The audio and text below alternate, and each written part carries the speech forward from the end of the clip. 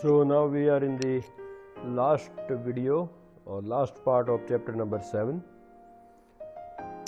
Now in the previous videos we had seen what is the contents of the top panel. Now we are going to see the bottom panel. Now the bottom panel, as you can see here, is the show desktop icon on the left side and the trace icon on the right hand side. Now this is known as show desktop icon. What does show desktop icon mean? For example, if I open something here, okay, I open 2-3 things here. So if I want to minimize this thing, both the things, then I can click on show desktop icon. So both the things will get minimized and stored here. Then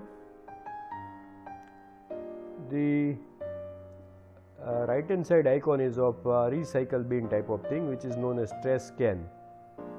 Now whenever you click on show desktop icon, all the open windows are minimized, revealing on the desktop.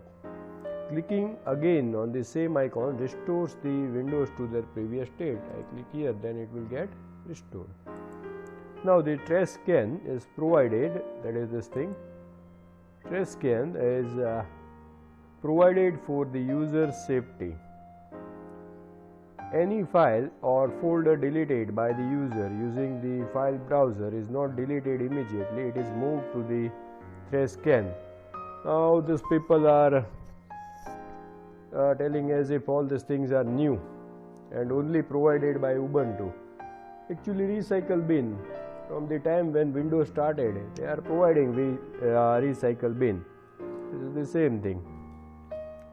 So in case user deletes some files or folders accidentally or by mistake, this trace scan provides an opportunity to bring the same thing back. At any time, the user may open the trace scan by clicking its icon, as I have opened here, and see the deleted files and folders. Here I have deleted 2 things, so it could be seen here. By right clicking on any of the item, item in the trace scan brings up a context menu that includes the option to open the item, that is to see what is there in it, cut, copy, and that is an option to delete the item permanently. Another thing is copy to which folder, okay, move to which folder, both the options are given here. Then delete permanently, to delete that thing permanently. Then to restore means it will be saved in the place from where you had deleted it. Now there is also an item to empty the whole trace scan. Where is that icon? Just check here, empty the trace scan. Now if you don't want to delete the individual files, then you can click on empty trace, then all the files will get deleted at the same time. One important thing needs to be mentioned here through only items deleted from the graphical file browsers are moved to the trace scan. Item deleted in other ways, that is from the terminal or some programs, for example, are not moved to the trace scan and are deleted permanently. Then on the left hand side of the trace scan is the workspace switcher. I had already taught you workspace switcher. That, for example, here we have opened 2 files or 2 things I have opened here. Okay. Now here there are 4 workspace. Try to understand what workspace is. This switch is known as workspace switcher, and on the left side of the trace scan you can see the workspace switcher. It displays a mini representation of each workspace in the panel. By default there are 4 workspaces in Ubuntu. The 4 workspaces are arranged in 1:4 grid. Okay, that is 1 and 4 like this way. It even tries to show how many and which windows are open in which workspace in such a small area. Now the main benefit is, suppose you are working with these two things, then in the other workstation if you go, you will not be able to see that thing, and suppose there you want to work with something else, okay, then you can open that application and you will be easily able to work with that application without disturbing that another session. That is a very good thing of this thing. We may switch to any of the workspaces by clicking on its mini representation in the workspace switcher. That is, by clicking here you can go to any of the workspace. Now I am waiting, why didn't this thing open? Graphic, open office drawing. As I had told you before also, this is a useless operating system, hardly anything opens here. So then the next thing is, we may also use the shortcut key Ctrl, Alt and arrow key to switch between the workspaces. It's better to click here and switch. Then the area between the show desktop icon and the workspace switcher in the bottom panel is initially empty. See, this area is empty. Okay. This area is used to display the mini representation of the running program. If we go to the first workspace, we can see that two things are displayed here.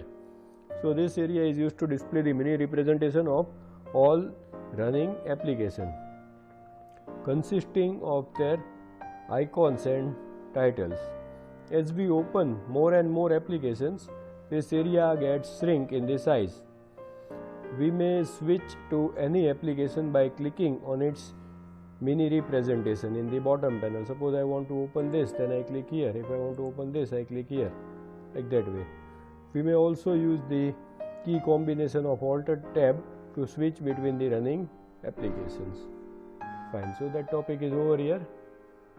Now I come to the last topic, and that is desktop. This whole area is known as desktop. The desktop is the entire area between the top and the bottom panels. A background picture is displayed on it. Any other items the user puts on the desktop will be placed in front of the background.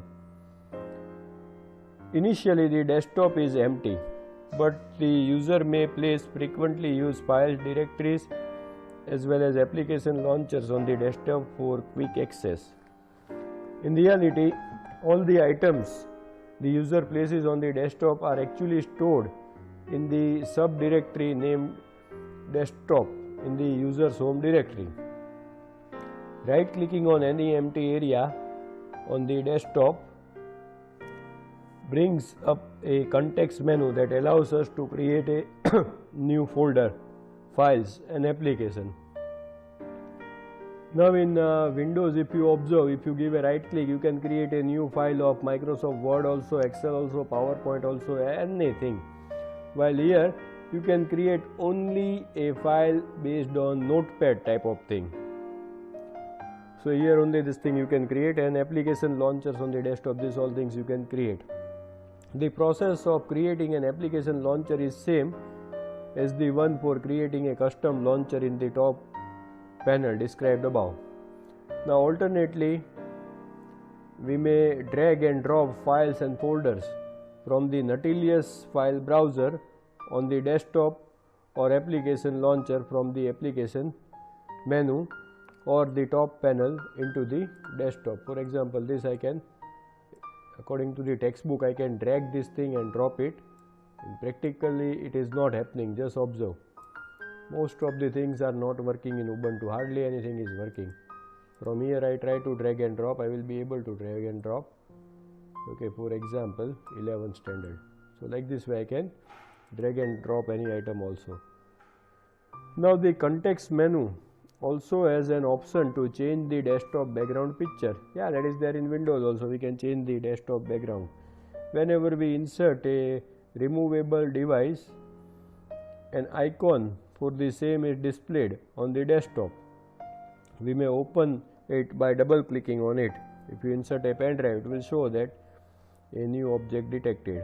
when we right click on the icon, we get a context menu item to unmount and unmount the device and safely remove the device, eject. These all things are there. Then the next topic is customizing the appearance of the GNOME desktop. GNOME supports themes. A theme is a harmonious combination or bundle of various display settings. This whole operating system is a bundle. By changing the theme, we may switch from one set of settings to another. Switching the theme and background may result in subsequently different looks, and you can see in the textbook on page number 91, figure 7.16, you can change the looks from here. The high contrast inverse theme is for the visually challenged people having limited vision. The high contrast ratio and the light on dark color scheme make it easy to read the text. Now, how to change the settings? Change the desktop background. You can go here and select any of the thing you like. So, like this way you can change the background. Then the appearance option in the preference menu has 4 tabs. We go to appearance menu in this option. It has got 4 tabs. Okay. Theme. The first one is theme tab. That when you open anything, how should it look? Like this way or like this way, or what is the thing? For example, I click here, then you can see it has changed.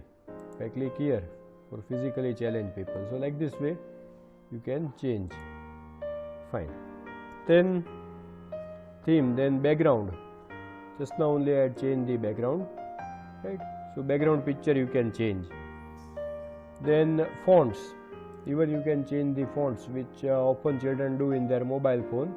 They change the font. And last thing is visual effect, which is not, these two things are not working. Now the theme tab allows us to choose a theme for the list of installed themes. More themes are available online. The background tab is used to change the background that we have already discussed. We may choose a solid color that fills the whole desktop area also, or gradual transition from one color to another, that is horizontal gradient or various vertical gradient, or we can also use a picture. See here, solid color is also given, then gradient is also given. Okay, you can choose 2 color and then give the gradient effect also, or you can choose any picture from here. Then font we have already discussed. The visual change, we come to visual effects. The visual effect tab has 3 levels of special effects to choose from: none, normal and extra. Now in extra, in increasing order of visual eye candy provided. The default is none. You can see here the default radio button which is selected is none. Depending on the graphic capabilities of your system, the normal and extra options may or may not work. Hardly anything is working in Ubuntu. See, I have clicked here, you just see the result. If some options cannot work on your system, see, nothing will work here. Neither normal, extra, nothing works. Hopeless operating system. Trying to set that option will result in the message shown in figure. Desktop effects could not be enabled. It shows that only. The list of some interesting special effects that you get are mentioned here in your textbook. Okay, the extra effects which you get: a desktop wall, desktop cube and rotate cube, magnifier, enhance zoom desktop, opacity, Windows preview, blur window, fading window, minimize window, water effect, Wooby windows, animation. But since it is not working only, then what to explain you about this effects. Fine, we complete this chapter over here. God bless.